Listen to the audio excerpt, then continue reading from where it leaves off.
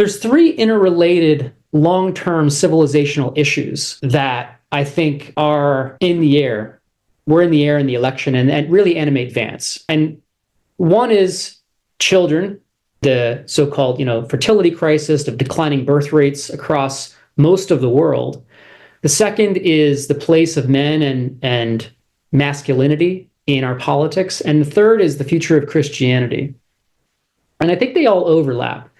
I got to admit, I was late to the party on realizing how big and world historical the eventual decline of the global population is likely to be with dropping birth rates. And there doesn't seem to be any consensus yet on policies that help reverse declining birth rates, below the replacement level of 2.1 children per woman once they dip below that.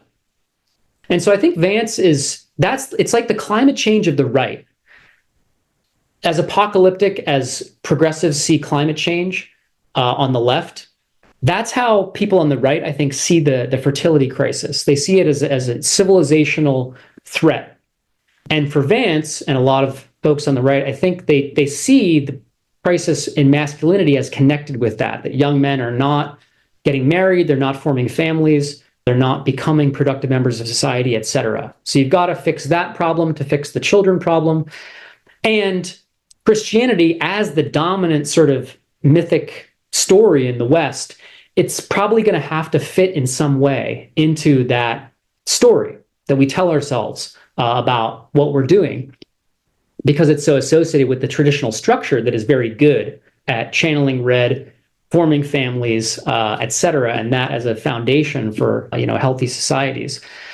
So that's something those are big long-term issues that are going to have to be fixed, because if we don't figure out a healthy place for men, we're going to get unhealthy expressions of the masculine. And a lot of that is, I think, what we saw with the election.